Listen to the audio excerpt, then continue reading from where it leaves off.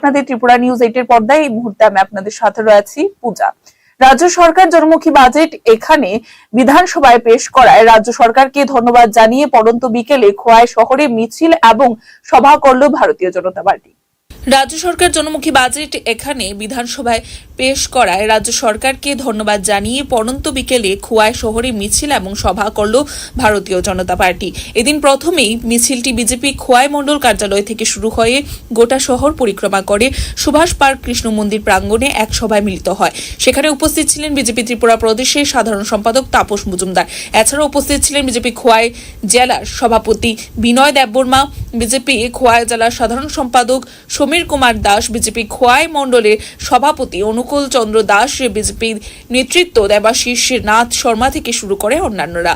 এদিন বক্তব্য রাখতে গিয়ে বিজেপি ত্রিপুরা প্রদেশের সাধারণ সম্পাদক বলেন, রাজ্য সরকার সদাই রাজ্যের প্রত্যেকটি স্তরের মানুষের কথা চিন্তা করে বাজেট পেশ করে যাচ্ছে। এবছরও তার অন্যথা হলো না। বামফ্রন্টের আমলে যে বাজেট ছিল 15,000-16,000 কোটি টাকা, সেই বাজেট বিজেপি সরকারের আমলে কয়েক গুণ বেড়ে গেছে বলেও জানান তিনি। আপনারা অবগত আছেন যে ভারতীয় জনতা পার্টি ত্রিপুরা রাজ্য সরকার গত 21শে মার্চ 2025 একটা ঐতিহাসিক জনমুখী এবং জনকল্যাণকারী বাজেট পেশ করেছেন। ত্রিপুরার বিধানসভায় আমাদের রাজ্যের জনপ্রিয় মুখ্যমন্ত্রী প্রফেসর ডক্টর মানিক সাহাজির নেতৃত্বে আমাদের মাননীয় অর্থমন্ত্রী প্রণজিৎ সিংহ রায়জি এই ঐতিহাসিক বাজেট ঘোষণা করেছেন, যেখানে আমরা দেখতে পাচ্ছি যে ত্রিপুরা রাজ্যের ডেভেলপমেন্ট বা উন্নয়ন কতটুকু ত্বরান্বিত হয়েছে। আমরা বিগত দিনে দেখেছি যে ত্রিপুরা রাজ্যে 2018 সালের আগ পর্যন্ত যে কমিউনিস্ট সরকার ছিল, 15,000 কোটি 16,000 কোটি টাকার উপরে বাজেট তারা পেশ করতে পারেনি এবং যে বাজেট পেশ করতো সেই অনুযায়ী তারা কাজও করতে পারেনি। কিন্তু আমরা দেখেছি বিজেপি এবং আইপিএফটির যে সরকার ত্রিপুরায় যে 18 সালে প্রতিষ্ঠিত হয়েছে, তারপর থেকে ধাপে ধাপে ত্রিপুরা রাজ্যের যে বার্ষিক বাজেট সেটাকে বৃদ্ধি করা হয়েছে। Bureau report, Tripura news 8। বিদ্যুতের কাজ করতে গিয়ে বিদ্যুতের খুঁটি থেকে পড়ে নিহত এক সরকারি বিদ্যুৎ কর্মী। ঘটনা নলচর তকসাপাড়া এলাকায়। বিদ্যুতের কাজ করতে গিয়ে বিদ্যুতের খুঁটি থেকে পড়ে নিহত এক সরকারি বিদ্যুৎ কর্মী। ঘটনা নলছর তকসাপাড়া এলাকায়। এবারে মৃত ব্যক্তির নাম প্রভাত চন্দ্র দেবনাথ, তার বাড়ি নলছর বগারবাস। ঘটনার বিবরণে জানা যায়, নলছর বগাবার বাসা বলাই যেতে পারে প্রভাত চন্দ্র দেবনাথ। সে নলছর বৈদ্যুতিক অফিসে হেল্পার গ্রেড 2-এ কর্মরত ছিল এবং সে আজকে নলছর এলাকায় তস্কাপাড়া বিদ্যুতের কাজ করতে যায় এবং কাজ করতে গিয়ে বিদ্যুতের খুঁটি হয়ে উঠে নিয়ন্ত্রণ হারিয়ে মাটিতে পড়ে যায় এবং সঙ্গে সঙ্গে তাকে তস্কাপাড়া প্রাথমিক হাসপাতালে নিয়ে আসলে তার অবস্থা শোচনীয় হওয়ায় তাকে মেলাগড় হাসপাতালে রেফার করা হয়। মেলাগড়ে আসার পর কর্তব্যরত চিকিৎসক তাকে মৃত বলে ঘোষণা করে। তার মৃত্যুতে এলাকায় গভীর শোকের ছায়া বিরাজ করছে। কি হয়েছে ঘটনাটা, কিভাবে মৃত্যু হয়েছে? ঘটনাটা তো স্যার আমরা তো কল দিয়ে আছি, আরেকটা কল দিতে গেছি। দিতে যাওয়ার পরে এই এলটি পোস্ট আছে, এলটি পোস্টে আমরা সিঁড়ি দিয়ে ধরছি, সিঁড়ি দিয়ে ধরছি। আমি আছি এক মাথায়, আরেকজন সিঁড়ির গোড়াত আছে। আমি দেখতেছি কার সাইডের নামে আইতে এই সিঁড়ি ধরা ছেড়ে দিছে, ছেড়ে দিয়া সোজা ফিরে যেতে গেছে যে সিঁড়ির নিচে ধরছিল হেরে লইয়া পড়ছে। পড়ার সাথে সাথে আমরা দৌড়িয়া প্রচুর লোক দৌড়িয়া ধরার পরে দিয়ে ব্লাড যাইতে আছে, পিছন দিয়ে রক্ত দিছি, এই রক্ত পড়তে আছে। সাথে সাথেই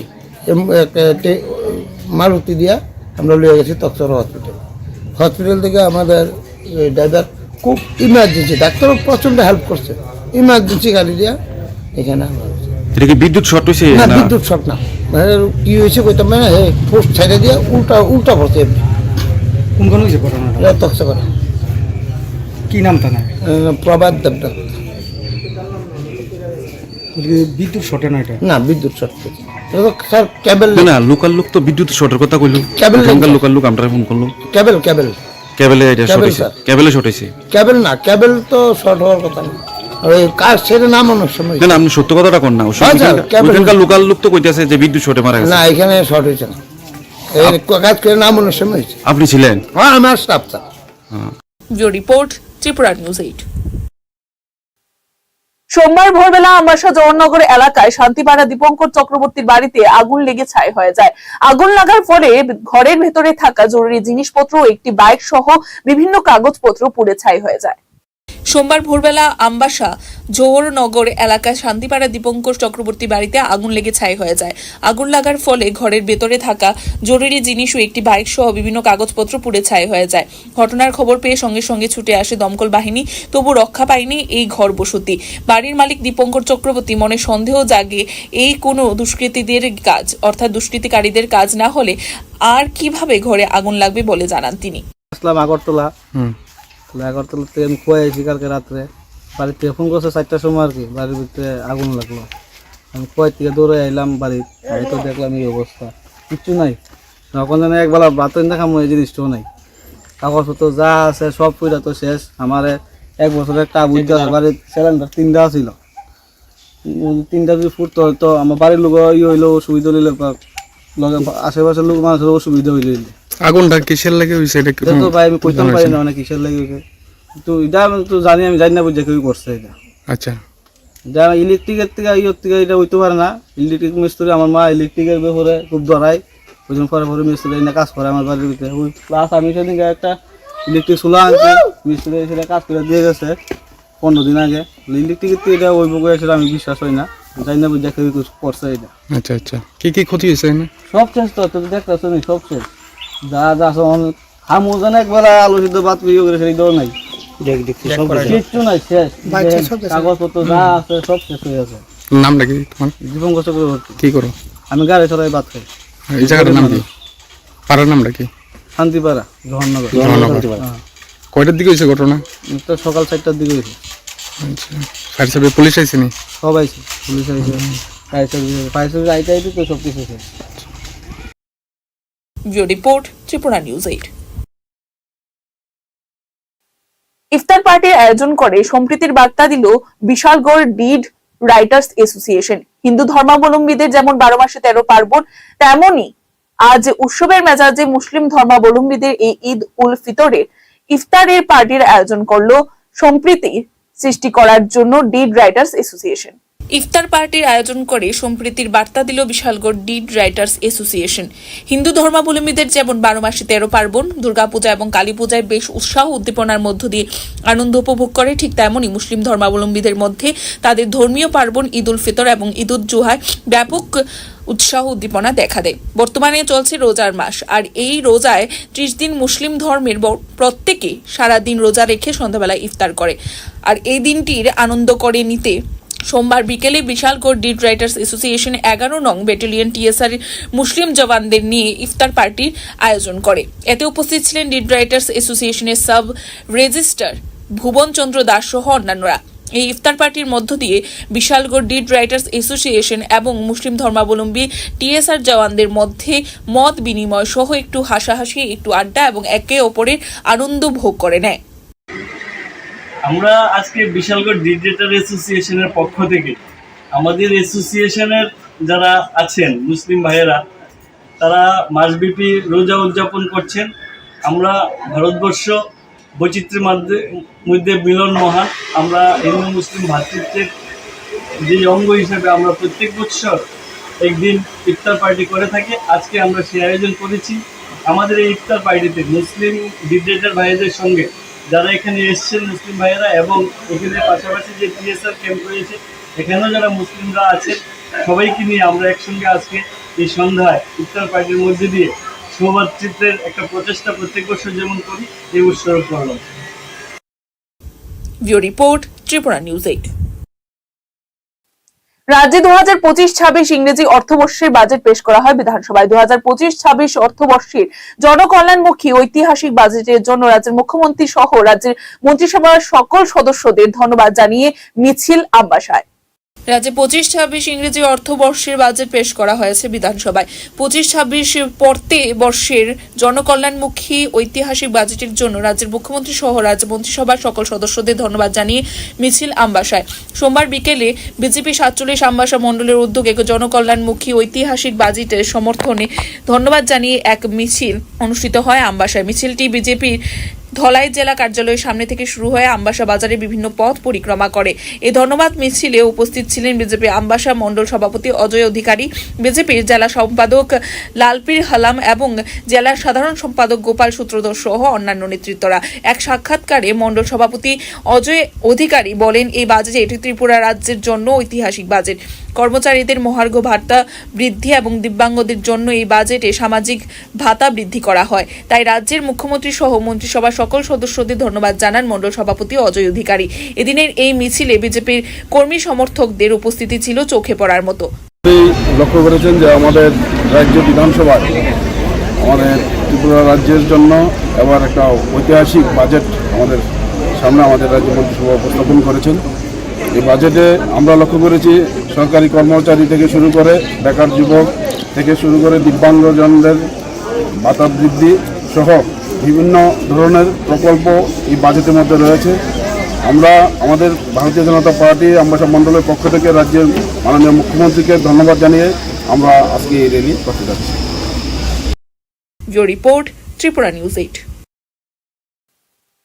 দেশ স্বাধীনের 77 বছর পেরিয়ে গেলেও আজ পর্যন্ত বিদ্যুতের ছোঁয়া পায়নি উত্তর ত্রিপুরা জেলার ধর্মনগর মহকুমার কদমতলা ব্লকাধীন সরসপুর গ্রাম পঞ্চায়েতের 3 নং ওয়ার্ডের 3টি পরিবার।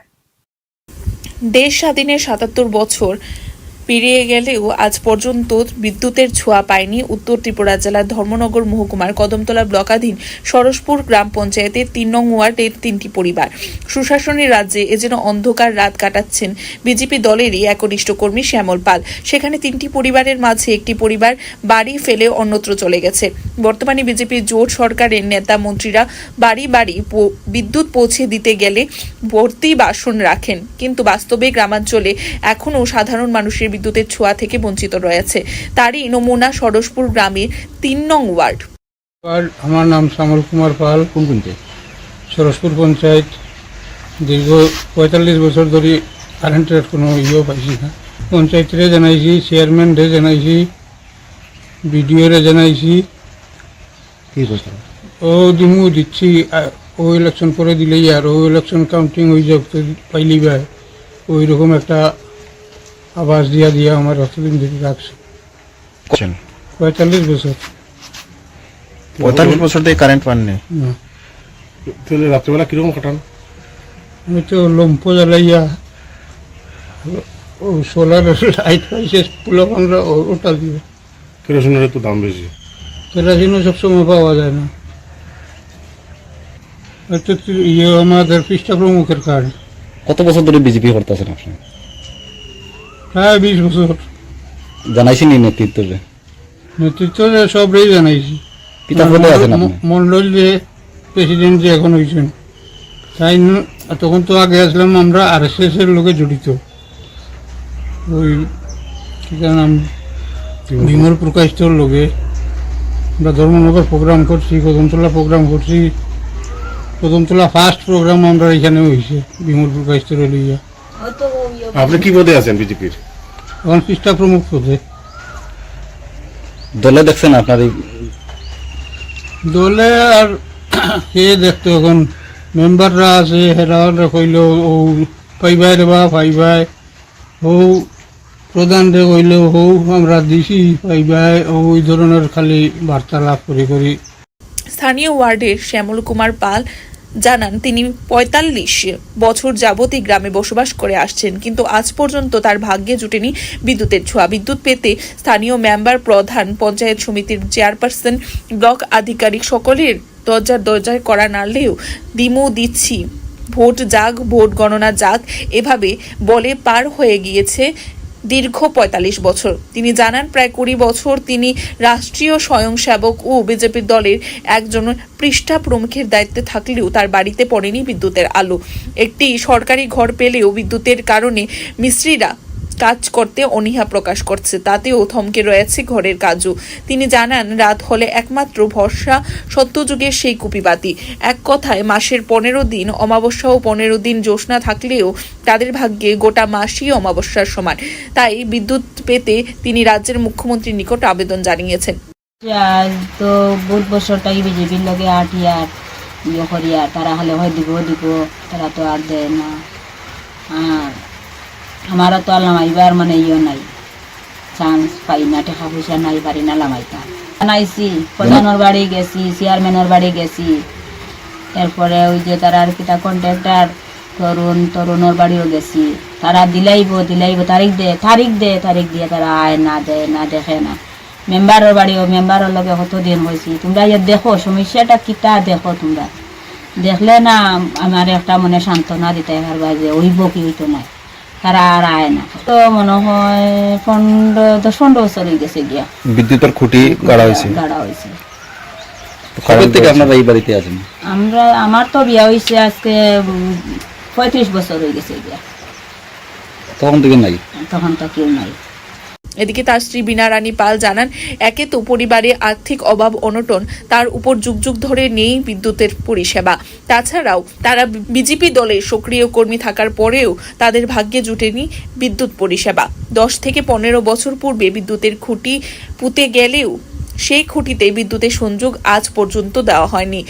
আমার বাড়িতে কারেন্ট নেই 50 বছর থেকে।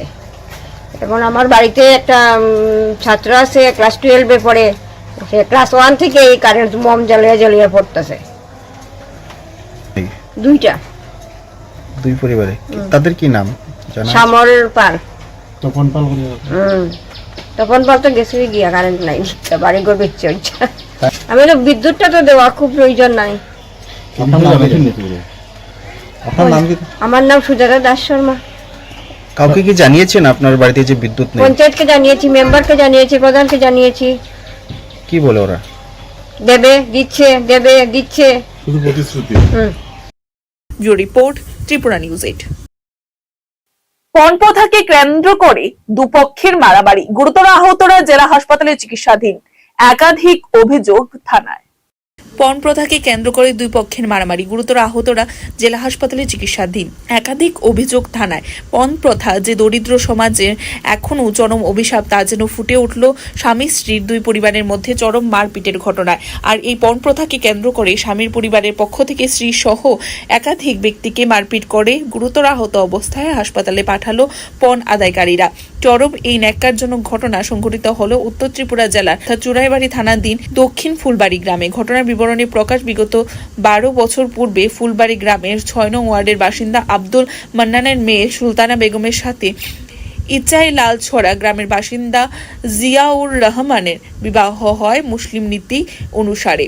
বিয়ের পর থেকেই বাপের বাড়ি থেকে 1 লক্ষ টাকা এনে দেওয়ার জন্য দরিদ্র সুলতানার উপর চলে অমানবিক অত্যাচার।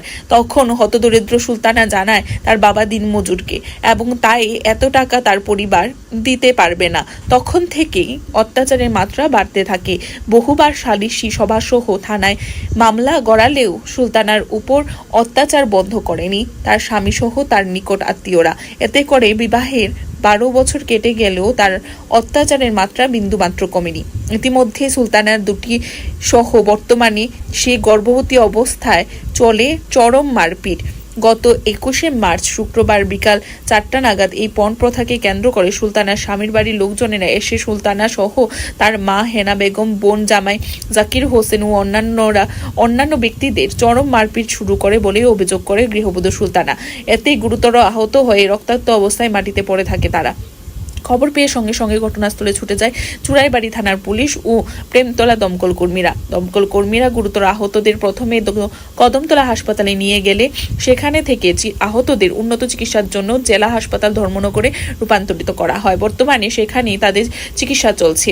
এদিকে এই মারপিটের ফলে সুলতানার মার হাতের হাড় ভেঙে যায় এবং তার বোন জামাইকে লোহার রড ও দা দিয়ে আঘাত করলে সেও গুরুতর আহত হয়। সঙ্গে গর্ভবতী সুলতানাকেও চরম মারপিট করা হয় বলে জানায় সে। আজকে 1 বছর আগে আমার শ্বশুর বাড়ি আমার জামাই আমার খুব বেশি মারছেন। আমার বাবার বাড়িতে টাকা নিয়ে দিতাম। তখন আমিও কইছি আমার বাবার বাড়িও খাইতে পারে না, আমি কইতে তোমার টাকা নিয়ে দিতাম।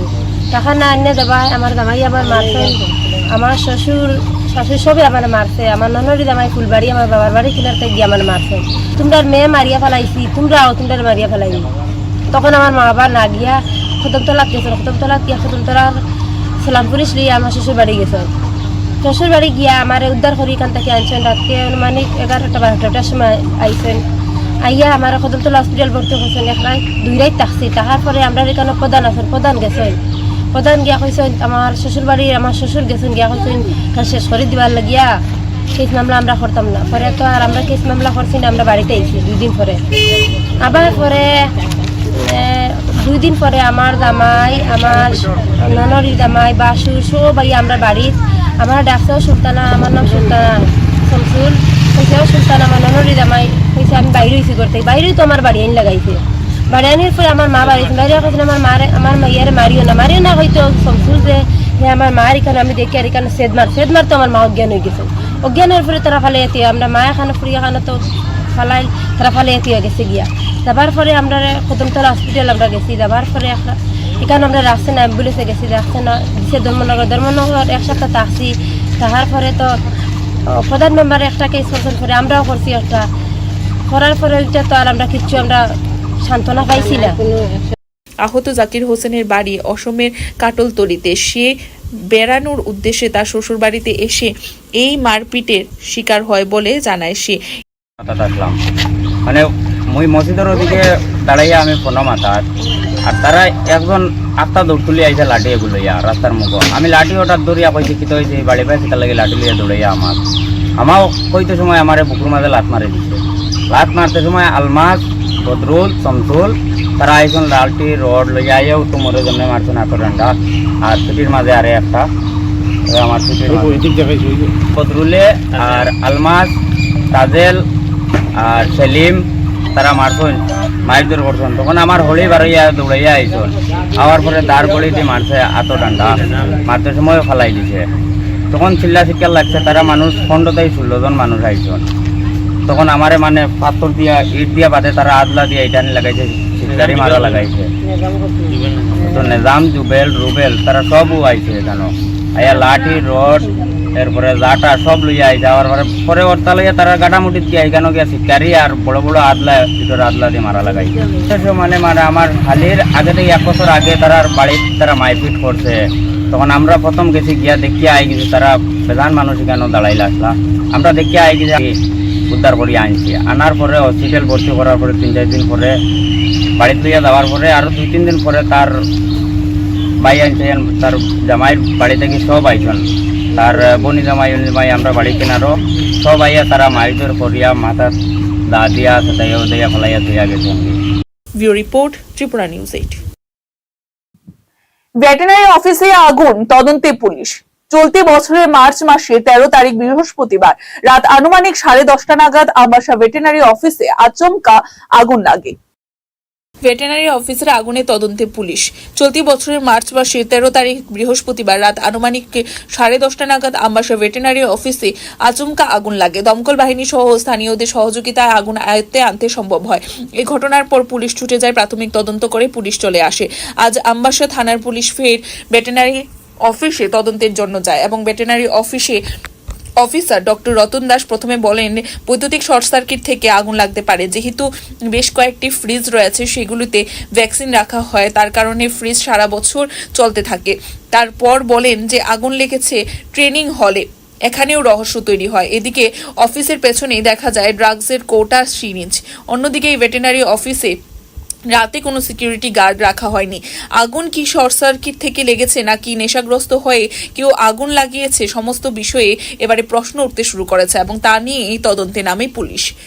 13 তারিখে এখানে একটা ফায়ার অ্যাক্সিডেন্ট হয়েছিল, যেটা আমরা ট্রেনিং হল ছিল। এখানে টেবিল চেয়ার পড়ছে এবং পাওয়ার কাটের দরুন পাওয়ার কাটতে করতে যেহেতু সেফটি একটা ব্যাপার আছে, আমরা কিছু ভ্যাকসিন নষ্ট হয়েছে। কিন্তু এর আগে আমরা বেশিরভাগ মোটামুটি আমরা ডিসপ্যাচ করে দিয়েছি ডিস্ট্রিক্টের বিভিন্ন স্থানে। তো এই ঘটনার পরে 19 তারিখ আমরা যখন অফিস যথারীতি খুলছি, দেখলাম যে পিছনের পাটটা থেকে কেসিং থেকে সব তারগুলি মানে ছুটাই নিয়ে গেছে। তো আমরা হঠাৎ করে দেখলাম হসপিটালে তো অনেক জিনিস আছে, কিন্তু তারগুলো নিয়ে গেছে, এটাগুলো। তারপরে পিছনে গ্রিল কাটা, এই যে আমরা যে গ্রিল আছে, এই যে গ্রিলটা কাটতে মানে একজন আরামসে দেখতে পারবো, গ্রিলগুলো কাটা। আচ্ছা, কি কারণে হইতে পারে এটা ফায়ারটা?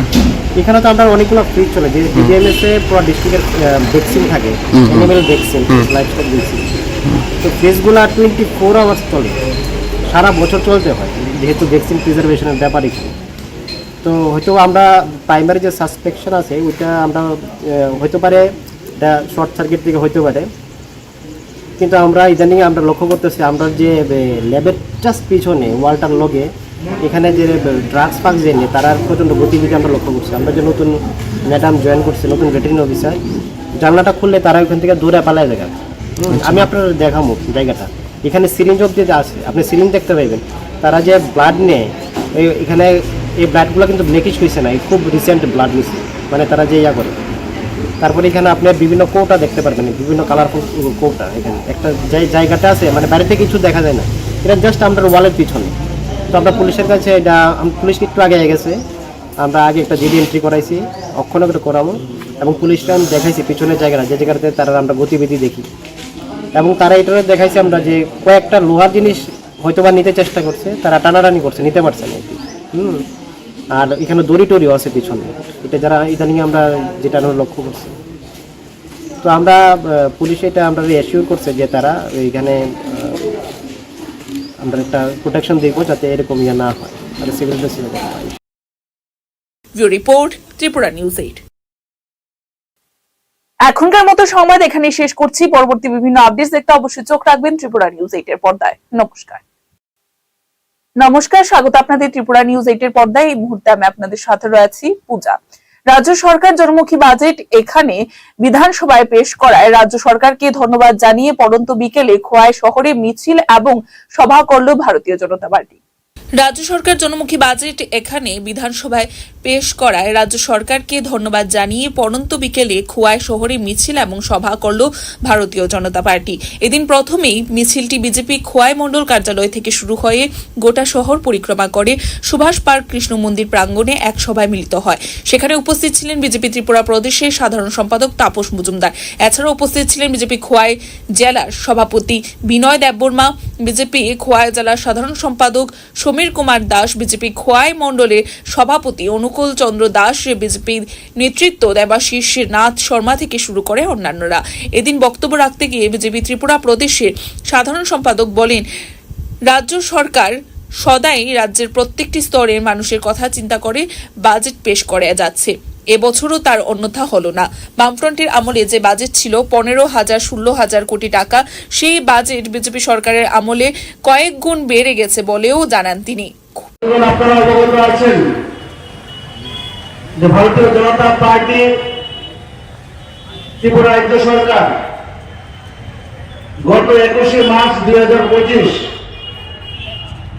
একটা ঐতিহাসিক জনমুখী এবং জনকল্যাণকারী বাজেট পেশ করেছেন। ত্রিপুরার বিধানসভায় আমাদের রাজ্যের জনপ্রিয় মুখ্যমন্ত্রী প্রফেসর ডক্টর মানিক সাহাজির নেতৃত্বে আমাদের মাননীয় অর্থমন্ত্রী প্রণজিৎ সিংহ রায়জি এই ঐতিহাসিক বাজেট ঘোষণা করেছেন, যেখানে আমরা দেখতে পাচ্ছি যে ত্রিপুরার যে ডেভেলপমেন্ট বা উন্নয়ন কতটুকু ত্বরান্বিত হয়েছে। আমরা বিগত দিনে দেখেছি যে ত্রিপুরার যে 2018 সালের আগ পর্যন্ত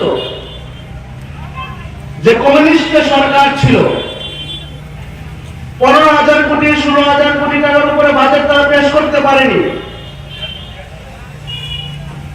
এবং যে বাজেট পেশ করতো সেই অনুযায়ী তারা কাজও করতে পারেনি। কিন্তু আমরা দেখেছি বিজেপি এবং আইপিএফটির যে সরকার ত্রিপুরায় যে 18 সালে প্রতিষ্ঠিত হয়েছে, তারপর থেকে ধাপে ধাপে ত্রিপুরায় যে বার্ষিক বাজেট সেটাকে বৃদ্ধি করা হয়েছে। Bureau report, Tripura news 8।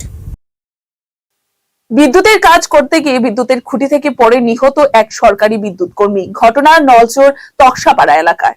বিদ্যুতের কাজ করতে গিয়ে বিদ্যুতের খুঁটি থেকে পড়ে নিহত এক সরকারি বিদ্যুৎ কর্মী। ঘটনা নলছর তকসা পাড়া এলাকায়। এবারে মৃত ব্যক্তির নাম প্রভাত চন্দ্র দেবনাথ, তার বাড়ি নলছর বগারবাস। ঘটনার বিবরণে জানা যায়, নলছর বগাবার বাসা বলাই যেতে পারে প্রভাত চন্দ্র দেবনাথ। সে নলছর বৈদ্যুতিক অফিসে হেল্পার গ্রেড 2-এ কর্মরত ছিল এবং সে আজকে নলছর এলাকায় তস্কাপাড়া বিদ্যুতের কাজ করতে যায় এবং কাজ করতে গিয়ে বিদ্যুতের খুঁটি উঠে নিয়ন্ত্রণ হারিয়ে মাটিতে পড়ে যায় এবং সঙ্গে সঙ্গে তাকে তস্কাপাড়া প্রাথমিক হাসপাতালে নিয়ে আসলে তার অবস্থা শোচনীয় হওয়ায় তাকে মেলাগড় হাসপাতালে রেফার করা হয়। মেলাগড়ে আসার পর কর্তব্যরত চিকিৎসক তাকে মৃত বলে ঘোষণা করে। তার মৃত্যুতে এলাকায় গভীর শোকের ছায়া বিরাজ করছে। কি হয়েছে ঘটনাটা, হ্যাঁ কিভাবে মৃত্যু হয়েছে? ঘটনাটা তো স্যার আমরা তো কল দিয়ে আছি, এই টাইমে আরেকটা কল দিতে গেছি। দিতে যাওয়ার পরে এই এলটি পোস্ট আছে, এলটি পোস্টে আমরা সিঁড়ি দিয়ে ধরছি, সিঁড়ি দিয়ে ধরছি। আমি আছি এক মাথায়, আরেকজন সিঁড়ির গোড়াত আছে। আমি দেখতেছি কার ছেড়ে নামে আইতে এই সিঁড়ি ধরা ছেড়ে দিছে, ছেড়ে দিয়া সোজা ফিরে যেতে গেছে যে সিঁড়ির নিচে ধরছিল হেরে লইয়া পড়ছে। পড়ার সাথে সাথে আমরা দৌড়িয়া প্রচুর লোক দৌড়িয়া ধরার পরে দেখি ব্লাড যাইতে আছে পিছন দিয়ে, রক্ত দিছি, এই রক্ত পড়তে আছে। সাথে সাথেই একটা মারুতি দিয়া আমরা লইয়া গেছি তকসরা হসপিটাল থেকে। আমাদের ড্রাইভার খুব ইমার্জেন্সি, ডাক্তারও প্রচণ্ড হেল্প করছে, ইমার্জেন্সি গাড়ি দিয়া এখানে আমরা। এটা কি বিদ্যুৎ শর্ট হয়েছে? না, বিদ্যুৎ শর্ট না, কি হয়েছে কইতাম না, পোস্ট ছেড়ে দিয়া উল্টা পড়ছে। কোনখানে হয়েছে ঘটনাটা? তকসরা।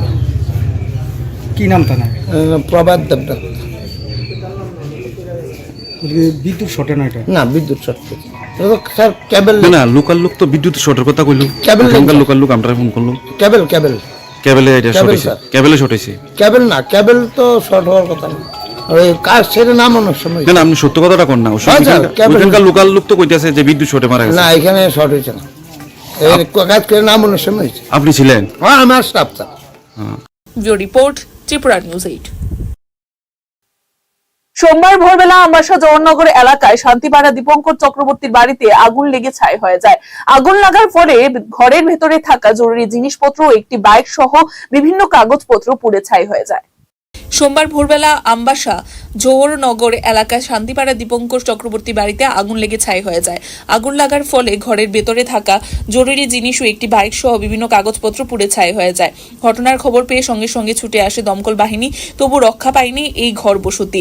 বাড়ির মালিক দীপঙ্কর চক্রবর্তী মনে সন্দেহ জাগে এই কোনো দুষ্কৃতীদের কাজ, অর্থাৎ দুষ্কৃতিকারীদের কাজ না হলে আর কিভাবে ঘরে আগুন লাগবে বলে জানান তিনি। আগরতলা থেকে আমি খুয়াই আছি কালকে রাত্রে, বাড়ির থেকে ফোন করছে 4টার সময় আর কি, বাড়ির ভিতরে আগুন লাগলো। আমি খুয়াই থেকে দৌড়ে আইলাম বাড়িতে দেখলাম এই অবস্থা, কিচ্ছু নাই। যখন যেন একবেলা বাতন দেখামো এই জিনিসটাও নাই, কাগজপত্র যা আছে সব পুরা তো শেষ। আমার 1 বছরের একটা বুঝতে আছে, বাড়ির সিলিন্ডার 3টা ছিল, 3টা যদি ফুটতো হয়তো আমার বাড়ির লোক তো ভাই আমি কইতাম পারি না অনেক কিসের লেগে। তো এটা আমি তো জানি না বুঝে কেউ করছে এটা। আচ্ছা, যারা ইলেকট্রিকের থেকে এটা হইতে পারে না। ইলেকট্রিক মিস্ত্রি, আমার মা ইলেকট্রিকের ব্যাপারে খুব ধরায়, ওই জন্য পরে মিস্ত্রি এনে কাজ করে আমার বাড়ির ভিতরে। ওই প্লাস আমি সেদিকে একটা ইলেকট্রিক চুলা আনছি, মিস্ত্রি সেটা কাজ করে দিয়ে গেছে 15 দিন আগে। ইলেকট্রিকের থেকে এটা ওই বকে আসলে আমি বিশ্বাস হয় না, জানি না বুঝে কেউ করছে এটা। আচ্ছা আচ্ছা, কি ক্ষতি হয়েছে? সব শেষ তো, তুই দেখতেছ নি, সব শেষ। যা খামো যেন একবেলা আলু সিদ্ধ ভাত পিও করে সেই দৌড় নাই, কিচ্ছু নাই, শেষ। কাগজপত্র যা আছে সব শেষ হয়ে আছে। নামটা কি তোমার? দীপঙ্কর চক্রবর্তী। কি করো? আমি গাড়ি চলাই ভাত খাই। এই জায়গাটার নাম কি? পাড়ার নামটা কি? শান্তিপাড়া জওহরনগর। কয়টার দিকে হয়েছে ঘটনা? তো সকাল 4টার দিকে হয়েছে। আচ্ছা, ফায়ার সার্ভিস পুলিশ আইছে নি? সব আইছে, পুলিশ আইছে, ফায়ার সার্ভিস আইতে তো সব কিছু শেষ। Report Tripura news 8। ইফতার পার্টির আয়োজন করে সম্প্রীতির বার্তা দিল বিশালগড় ডিড রাইটার্স অ্যাসোসিয়েশন। হিন্দু ধর্মাবলম্বীদের যেমন 12 মাসে 13 পার্বণ, তেমনি আজ উৎসবের মেজাজে মুসলিম ধর্মাবলম্বীদের এই ঈদ উল ফিতরের ইফতারের পার্টির আয়োজন করলো সম্প্রীতি সৃষ্টি করার জন্য ডিড রাইটার্স অ্যাসোসিয়েশন। ইফতার পার্টির আয়োজন করে সম্প্রীতির বার্তা দিল বিশালগড় ডিড রাইটার্স অ্যাসোসিয়েশন। হিন্দু ধর্মাবলম্বীদের যেমন 12 মাসে 13 পার্বণ, দুর্গাপূজা এবং কালী পূজায় বেশ উৎসাহ উদ্দীপনার মধ্য দিয়ে আনন্দ উপভোগ করে, ঠিক তেমনই মুসলিম ধর্মাবলম্বীদের মধ্যে তাদের ধর্মীয় পার্বণ ঈদ উল ফিতর এবং ঈদ উল জুহায় ব্যাপক উৎসাহ উদ্দীপনা দেখা দেয়। বর্তমানে চলছে রোজার মাস, আর এই রোজায় 30 দিন মুসলিম ধর্মের প্রত্যেকে সারাদিন রোজা রেখে সন্ধ্যাবেলায় ইফতার করে। আর এই দিনটির আনন্দ করে নিতে সোমবার বিকেলে বিশালগড় ডিড রাইটার্স অ্যাসোসিয়েশন 11 নং ব্যাটালিয়ন টিএসআর মুসলিম জওয়ানদের নিয়ে ইফতার পার্টির আয়োজন করে। এতে উপস্থিত ছিলেন ডিড রাইটার্স অ্যাসোসিয়েশনের সাব রেজিস্ট্রার ভুবন চন্দ্র দাস সহ অন্যান্যরা। এই ইফতার পার্টির মধ্য দিয়ে বিশালগড় ডিড রাইটার্স অ্যাসোসিয়েশন এবং মুসলিম ধর্মাবলম্বী টিএসআর জওয়ানদের মধ্যে মত বিনিময় সহ একটু হাসাহাসি, একটু আড্ডা এবং একে অপরের আনন্দ ভোগ করে নেয়। আমরা আজকে বিশালগড় ডিড রাইটার অ্যাসোসিয়েশনের পক্ষ থেকে আমাদের অ্যাসোসিয়েশনের যারা আছেন মুসলিম ভাইয়েরা, তারা মাসব্যাপী রোজা উদযাপন করছেন।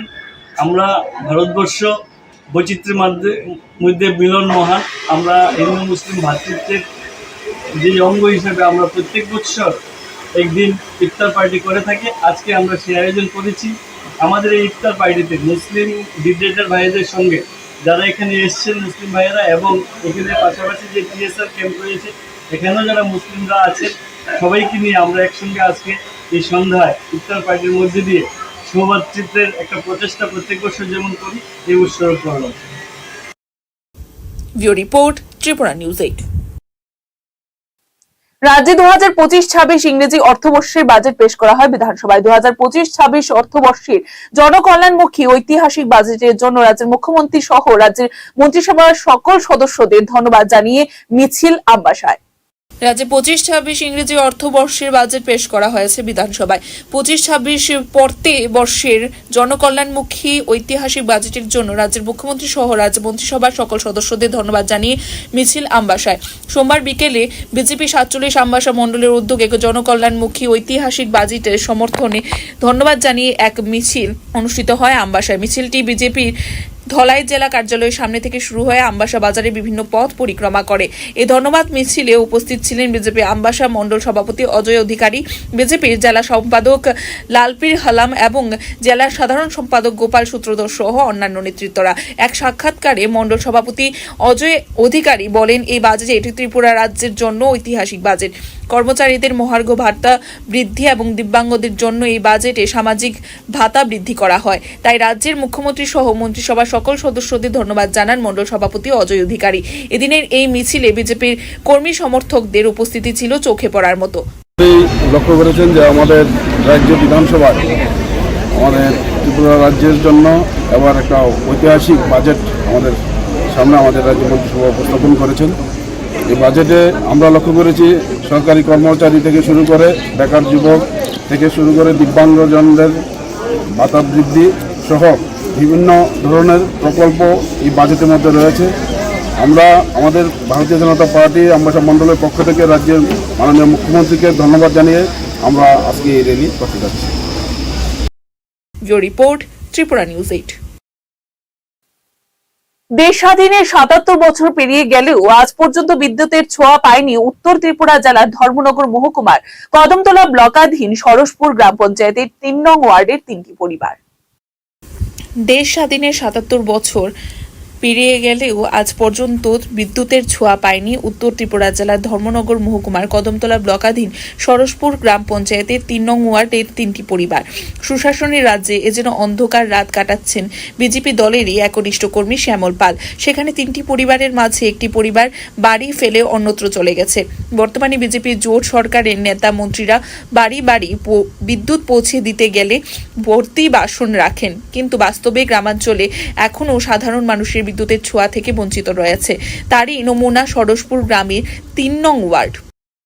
আমার নাম শ্যামল কুমার পাল, কোন পঞ্চায়েত? সরসপুর পঞ্চায়েত। দীর্ঘ 45 বছর ধরে কারেন্টের কোনো পাইছি না। পঞ্চায়েতরে জানাইছি, চেয়ারম্যানরে জানাইছি, বিডিওরে জানাইছি। ও দিমু দিচ্ছি, ও ইলেকশন করে দিলেই আর ও ইলেকশন কাউন্টিং হয়ে যাক তো পাইলি ভাই, ওই রকম একটা আবাস দিয়া আমার অতদিন ধরে রাখছে। 45 বছর। 45 বছর থেকে কারেন্ট পাননি। তাহলে রাত্রেবেলা কিরকম কাটান? আমি তো লম্ফ জ্বালাইয়া ও সোলার লাইট পাইছে পোলাপানরা ওটা দিয়ে। কেরোসিনের তো দাম বেশি। কেরাসিনও সবসময় পাওয়া যায় না। এটা তো আমাদের পৃষ্ঠা প্রমুখের কার্ড। কত বছর ধরে বিজেপি করতেছেন আপনি? প্রায় 20 বছর। জানাইছেন এই নেতৃত্বে? নেতৃত্ব সবই জানাইছি। মন্ডল যে প্রেসিডেন্ট যে এখন হয়েছেন তাই তখন তো আগে আসলাম আমরা RSS এর লোকে জড়িত। ওই কি নাম বিমল প্রকাশর লোকে আমরা ধর্মনগর প্রোগ্রাম করছি, কদমতলা প্রোগ্রাম করছি। কদমতলা ফার্স্ট প্রোগ্রাম আমরা এখানে হয়েছে বিমল প্রকাশর লইয়া। আপনি কি পদে আছেন বিজেপির? এখন পৃষ্ঠা প্রমুখ পদে। দলে দেখছেন আপনার? দলে আর কে দেখতো, এখন মেম্বাররা আছে হেরা কইল ও পাইবাই রে বা পাইবাই, ও প্রধান রে কইল হো আমরা দিছি পাইবাই, ওই ধরনের খালি বার্তালাপ করি। স্থানীয় ওয়ার্ডের শ্যামল কুমার পাল জানান তিনি ৪৫ বছর যাবত এই গ্রামে বসবাস করে আসছেন, কিন্তু আজ পর্যন্ত তার ভাগ্যে জুটেনি বিদ্যুতের ছোঁয়া। বিদ্যুৎ পেতে স্থানীয় মেম্বার, প্রধান, পঞ্চায়েত সমিতির চেয়ারপারসন, ব্লক আধিকারিক সকলের দরজায় করা নাড়লেও দিমু দিচ্ছি, ভোট যাক, ভোট গণনা যাক, এভাবে বলে পার হয়ে গিয়েছে দীর্ঘ ৪৫ বছর। তিনি জানান প্রায় ২০ বছর তিনি রাষ্ট্রীয় স্বয়ংসেবক ও বিজেপি দলের একজন পৃষ্ঠা প্রমুখের দায়িত্বে থাকলেও তার বাড়িতে পড়েনি বিদ্যুতের আলো। একটি সরকারি ঘর পেলেও বিদ্যুতের কারণে মিস্ত্রিরা কাজ করতে অনীহা প্রকাশ করছে, তাতেও থমকে রয়েছে ঘরের কাজও। তিনি জানান রাত হলে একমাত্র ভরসা সত্যযুগের সেই কুপিবাতি। এক কথায় মাসের 15 দিন অমাবস্যা ও 15 দিন জ্যোৎস্না থাকলেও তাদের ভাগ্যে গোটা মাসই অমাবস্যার সমান। তাই বিদ্যুৎ পেতে তিনি রাজ্যের মুখ্যমন্ত্রীর নিকট আবেদন জানিয়েছেন। আজ তো বহুত বছরটাই বিজেপির লগে আটিয়ার করিয়া তারা হলে হয় দিব তারা তো আর দেয় না। আর আমারও তো লামাইবার মানে নাই, চান্স পাই না, টাকা পয়সা নাই, পারি না লামাইতা। জানাইছি প্রধানের বাড়ি গেছি, চেয়ারম্যানের বাড়ি গেছি, এরপরে ওই যে তারা আর কিটা কন্ট্রাক্টর তরুণের বাড়িও গেছি। তারা দিলাইব তারিখ দিয়ে তারা আয় না দেয়, না দেখে না।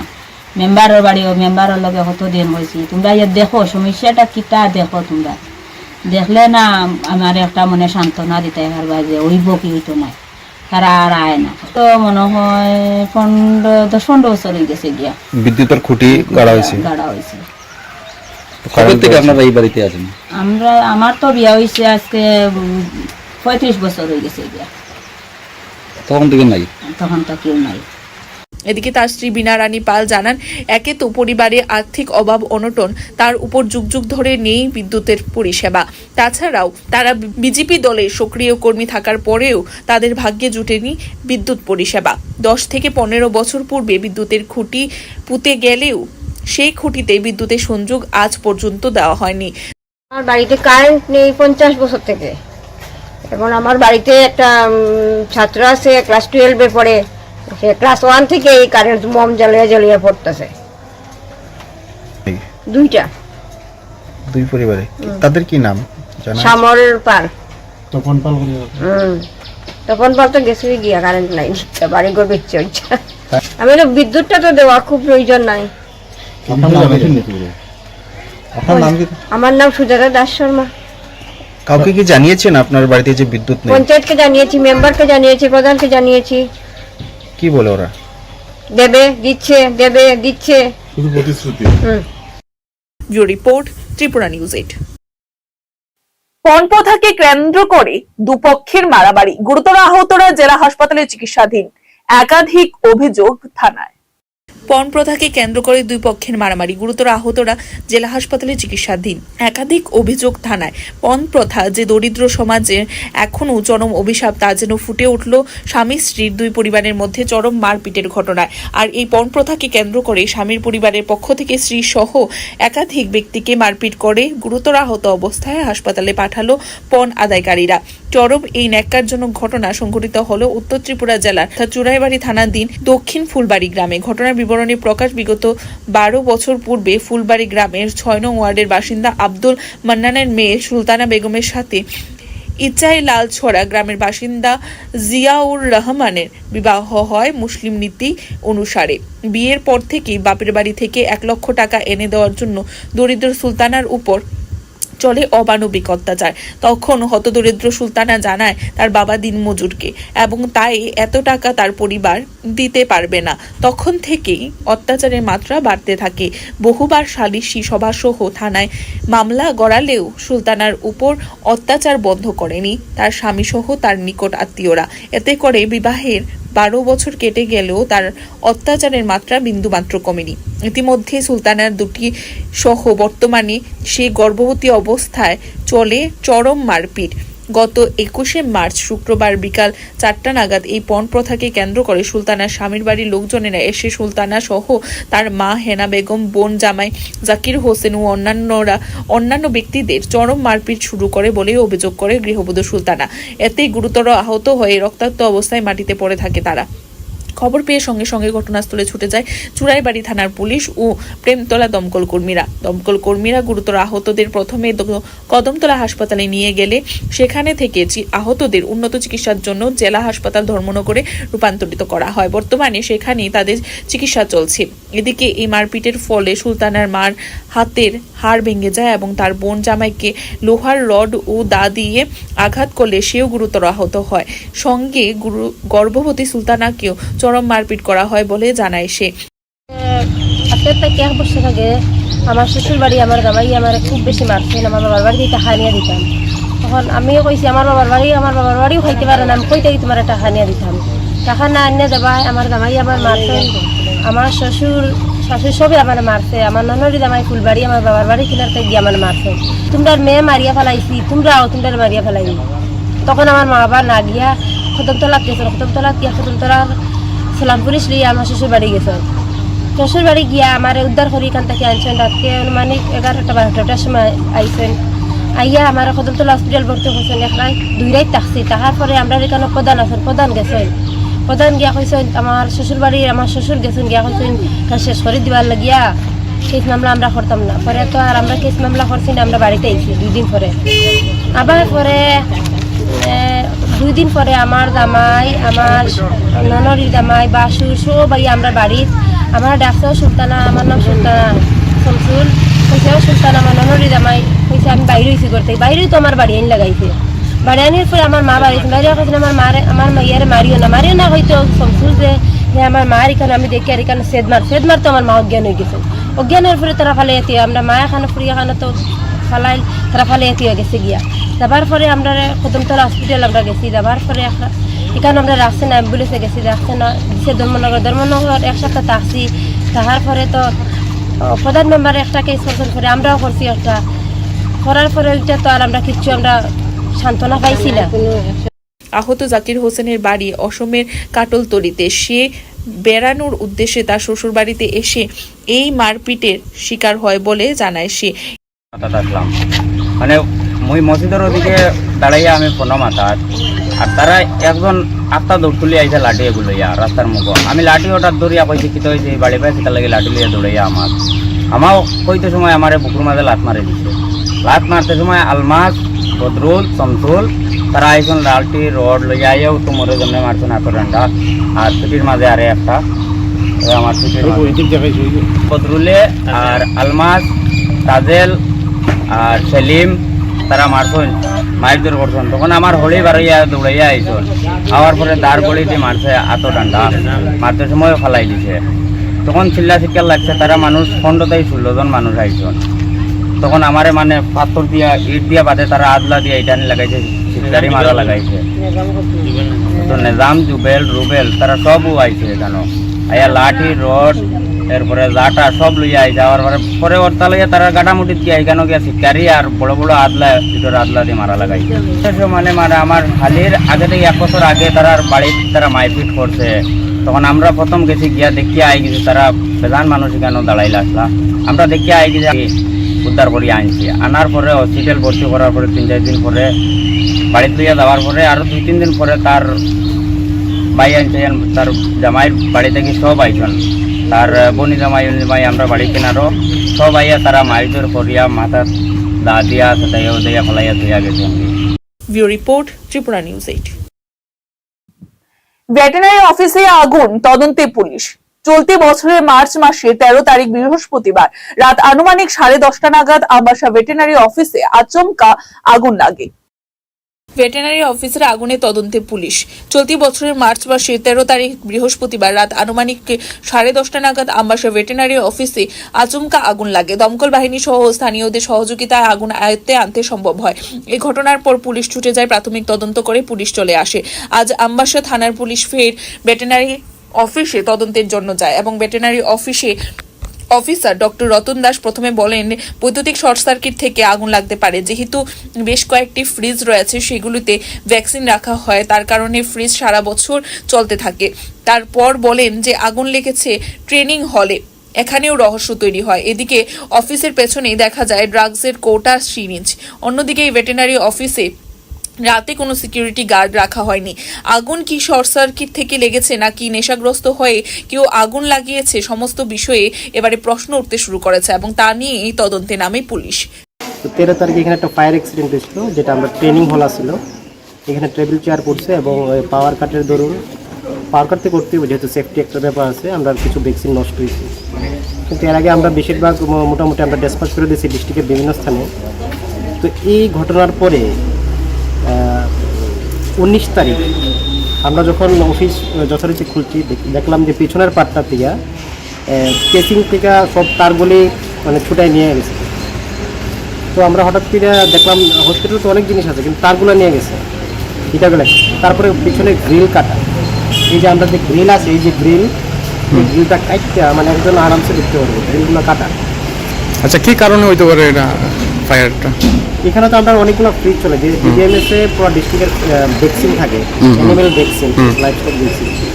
তো ফ্রিজগুলো 24 আওয়ার্স চলে, সারা বছর চলতে হয়, যেহেতু ভ্যাকসিন প্রিজারভেশনের ব্যাপার এখানে। তো হয়তো আমরা প্রাইমারি যে সাসপেকশন আছে ওইটা আমরা হতে পারে এটা শর্ট সার্কিট থেকে হতে পারে। কিন্তু আমরা ইদানিং আমরা লক্ষ্য করতেছি, আমরা যে ল্যাবের জাস্ট পিছনে ওয়ালটার লগে এখানে যে ড্রাগস পাক যে নিয়ে তারা প্রচণ্ড গতিবিধি আমরা লক্ষ্য করছি। আমরা যে নতুন ম্যাডাম জয়েন করছি, নতুন ভেটেরিনারি অফিসার, জানলাটা খুললে তারা ওইখান থেকে দূরে পালায় জায়গা। আমি আপনার দেখাবো জায়গাটা, এখানে সিরিঞ্জ অব্দি আছে, আপনি সিরিঞ্জ দেখতে পাইবেন। তারা যে ব্লাড নেয় এখানে, এই ব্লাডগুলো কিন্তু ব্লেকিশ হয়েছে না, খুব রিসেন্ট ব্লাড নিচ্ছে, মানে তারা যে ইয়া করে। তারপরে এখানে আপনার বিভিন্ন কৌটা দেখতে পারবেন, বিভিন্ন কালারফুল কৌটা। এখানে একটা জায়গাটা আছে, মানে বাইরে থেকে কিছু দেখা যায় না, এটা জাস্ট আমরা ওয়ালের পিছনে। তো আমরা পুলিশের কাছে এটা, পুলিশকে একটু আগে গেছে, আমরা আগে একটা জিডি এন্ট্রি করাইছি, অক্ষণ করে করাবো, এবং পুলিশটা আমি দেখাইছি পিছনের জায়গাটা, যে জায়গাতে তারা আমরা গতিবিধি দেখি। এবং তারা এটা দেখাইছি আমরা যে কয়েকটা লোহার জিনিস হয়তো বা নিতে চেষ্টা করছে, তারা টানাটানি করছে, নিতে পারছে না। আর এখানে দড়ি টড়িও আছে পিছনে, এটা যারা ইদানিং আমরা যেটা লক্ষ্য করছি। তো আমরা পুলিশ এটা আমরা অ্যাসিওর করছে যে তারা এইখানে আমরা একটা প্রোটেকশন দিব যাতে এরকম ইয়ে না হয়, আর সিকিউরিটি ছিল। Bureau report, Tripura news 8। এখনকার মতো সংবাদ এখানে শেষ করছি। পরবর্তী বিভিন্ন আপডেট দেখতে অবশ্যই চোখ রাখবেন ত্রিপুরা নিউজ 8 এর পর্দায়। নমস্কার, স্বাগত আপনাদের ত্রিপুরা নিউজ 8 এর পর্দায়। এই মুহূর্তে আমি আপনাদের সাথে রয়েছি পূজা। রাজ্য সরকার জনমুখী বাজেট এখানে বিধানসভায় পেশ করায় রাজ্য সরকারকে ধন্যবাদ জানিয়ে পড়ন্ত বিকেলে খোয়াই শহরে মিছিল এবং সভা করল ভারতীয় জনতা পার্টি। রাজ্য সরকার জনমুখী বাজেট এখানে বিধানসভায় পেশ করায় রাজ্য সরকারকে ধন্যবাদ জানিয়ে পড়ন্ত বিকেলে খোয়াই শহরে মিছিল এবং সভা করল ভারতীয় জনতা পার্টি। এদিন প্রথমেই মিছিলটি বিজেপি খোয়াই মণ্ডল কার্যালয় থেকে শুরু হয়ে গোটা শহর পরিক্রমা করে সুভাষ পার্ক কৃষ্ণ মন্দির প্রাঙ্গণে এক সভায় মিলিত হয়। সেখানে উপস্থিত ছিলেন বিজেপি ত্রিপুরা প্রদেশের সাধারণ সম্পাদক তাপস মজুমদার। এছাড়াও উপস্থিত ছিলেন বিজেপি খোয়াই জেলার সভাপতি বিনয় দেববর্মা, বিজেপি খোয়াই জেলার সাধারণ সম্পাদক সমীর কুমার দাস, বিজেপি খোয়াই মণ্ডলের সভাপতি অনুকূল চন্দ্র দাস, বিজেপির নেতৃত্ব দেবাশিস নাথ শর্মা থেকে শুরু করে অন্যান্যরা। এদিন বক্তব্য রাখতে গিয়ে বিজেপি ত্রিপুরা প্রদেশের সাধারণ সম্পাদক বলেন, রাজ্য সরকার সদাই রাজ্যের প্রত্যেকটি স্তরের মানুষের কথা চিন্তা করে বাজেট পেশ করে যাচ্ছে। এবছরও তার অন্যথা হলো না। বামফ্রন্টের আমলে যে বাজেট ছিল 15,000-16,000 কোটি টাকা, সেই বাজেট বিজেপি সরকারের আমলে কয়েক গুণ বেড়ে গেছে বলেও জানান তিনি। আপনারা অবগত আছেন যে ভারতীয় জনতা পার্টি ত্রিপুরা রাজ্য সরকার গত 21শে মার্চ 2025 একটা ঐতিহাসিক, জনমুখী এবং জনকল্যাণকারী বাজেট পেশ করেছেন। ত্রিপুরার বিধানসভায় আমাদের রাজ্যের জনপ্রিয় মুখ্যমন্ত্রী প্রফেসর ডক্টর মানিক সাহাজির নেতৃত্বে আমাদের মাননীয় অর্থমন্ত্রী প্রণজিৎ সিংহ রায়জি এই ঐতিহাসিক বাজেট ঘোষণা করেছেন, যেখানে আমরা দেখতে পাচ্ছি যে ত্রিপুরা রাজ্যের ডেভেলপমেন্ট বা উন্নয়ন কতটুকু ত্বরান্বিত হয়েছে। আমরা বিগত দিনে দেখেছি যে ত্রিপুরা রাজ্যে 2018 সালের আগ পর্যন্ত যে কমিউনিস্ট সরকার ছিল, 15,000 কোটি 16,000 কোটি টাকার উপরে বাজেট তারা পেশ করতে পারেনি, এবং যে বাজেট পেশ করতো সেই অনুযায়ী তারা কাজও করতে পারেনি। কিন্তু আমরা দেখেছি বিজেপি এবং আইপিএফ এর যে সরকার ত্রিপুরায় যে 18 সালে প্রতিষ্ঠিত হয়েছে, তারপর থেকে ধাপে ধাপে ত্রিপুরা রাজ্যের যে বার্ষিক বাজেট সেটাকে বৃদ্ধি করা হয়েছে। Bureau report, Tripura news 8। বিদ্যুতের কাজ করতে গিয়ে বিদ্যুতের খুঁটি থেকে পড়ে নিহত এক সরকারি বিদ্যুৎ কর্মী। ঘটনা নলচর তকসাপাড়া এলাকায়। বিদ্যুতের কাজ করতে গিয়ে বিদ্যুতের খুঁটি থেকে পড়ে নিহত এক সরকারি বিদ্যুৎ কর্মী। ঘটনা নলচর তকসাপাড়া এলাকায়। এবারে মৃত ব্যক্তির নাম প্রভাত চন্দ্র দেবনাথ, তার বাড়ি নলছর বগারবাস। ঘটনার বিবরণে জানা যায়, নলছর বগাবার বাসা বলাই যেতে পারে প্রভাত চন্দ্র দেবনাথ সে নলছর বৈদ্যুতিক অফিসে হেল্পার গ্রেড 2-এ কর্মরত ছিল এবং সে আজকে নলছর এলাকায় তস্কাপাড়া বিদ্যুতের কাজ করতে যায় এবং কাজ করতে গিয়ে বিদ্যুতের খুঁটি উঠে নিয়ন্ত্রণ হারিয়ে মাটিতে পড়ে যায় এবং সঙ্গে সঙ্গে তাকে তস্কাপাড়া প্রাথমিক হাসপাতালে নিয়ে আসলে তার অবস্থা শোচনীয় হওয়ায় তাকে মেলাগড় হাসপাতালে রেফার করা হয়। মেলাগড়ে আসার পর কর্তব্যরত চিকিৎসক তাকে মৃত বলে ঘোষণা করে। তার মৃত্যুতে এলাকায় গভীর শোকের ছায়া বিরাজ করছে। কি হয়েছে ঘটনাটা, হ্যাঁ কিভাবে মৃত্যু হয়েছে? ঘটনাটা তো স্যার আমরা তো কল দিয়ে আছি, এই টাইমে আরেকটা কল দিতে গেছি। দিতে যাওয়ার পরে এই এলটি পোস্ট আছে, এলটি পোস্টে আমরা সিঁড়ি দিয়ে ধরছি, সিঁড়ি দিয়ে ধরছি। আমি আছি এক মাথায়, আরেকজন সিঁড়ির গোড়াত আছে। আমি দেখতেছি কার ছেড়ে নামে আইতে এই সিঁড়ি ধরা ছেড়ে দিছে, ছেড়ে দিয়া সোজা ফিরে যেতে গেছে যে সিঁড়ি নিচে ধরছিল হেরে লইয়া পড়ছে। হ্যাঁ, পড়ার সাথে সাথে আমরা ইয়া দৌড়িয়া প্রচুর লোক দৌড়িয়া ধরার পরে দেখি ব্লাড যাইতে আছে পিছন দিয়ে, রক্ত দিছি, এই রক্ত পড়তে আছে। সাথে সাথেই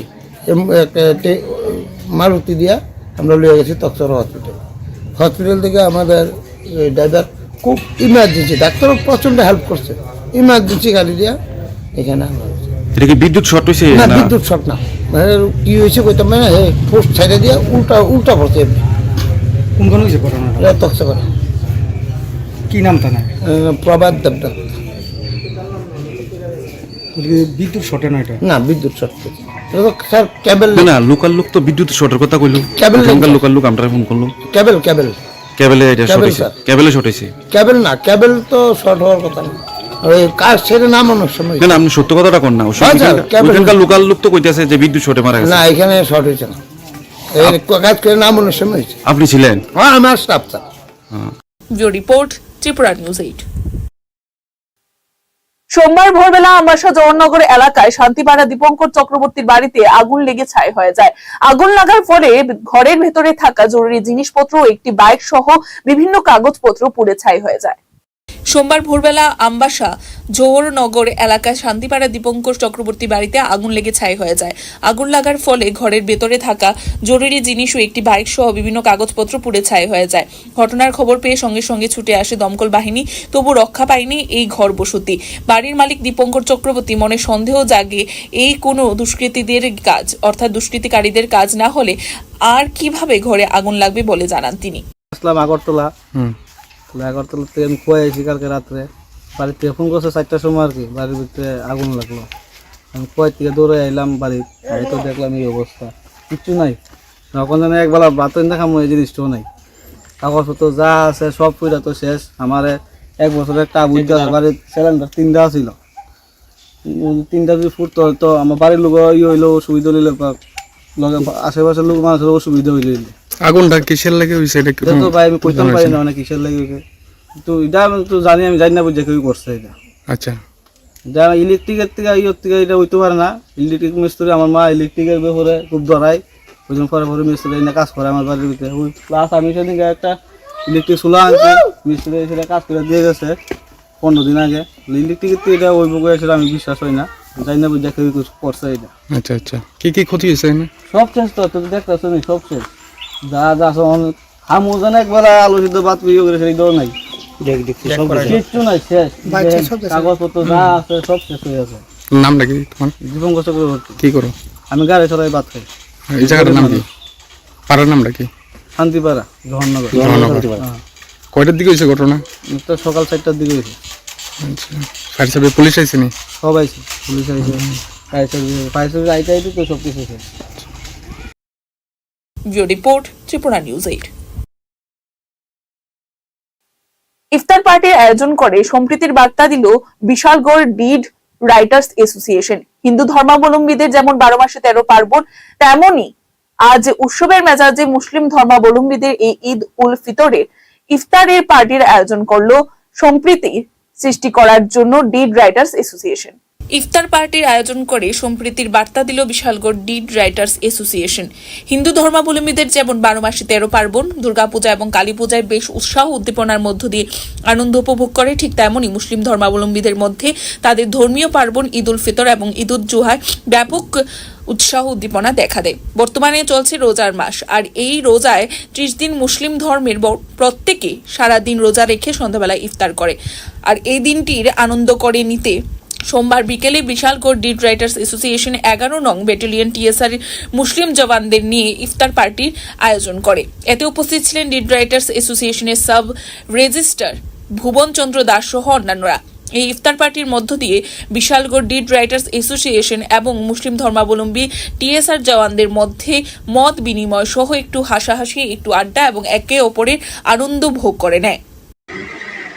আমরা আজকে বিশালগড় ডিড রাইটার অ্যাসোসিয়েশনের পক্ষ থেকে আমাদের অ্যাসোসিয়েশনের যারা আছেন মুসলিম ভাইয়েরা, তারা মাসব্যাপী রোজা উদযাপন করছেন। আমরা ভারতবর্ষ বৈচিত্র্যের মধ্যে মিলন মহান। আমরা হিন্দু মুসলিম ভ্রাতৃত্বের যে অঙ্গ হিসেবে আমরা প্রত্যেক বছর একদিন ইফতার পার্টি করে থাকি। আজকে আমরা সেই আয়োজন করেছি।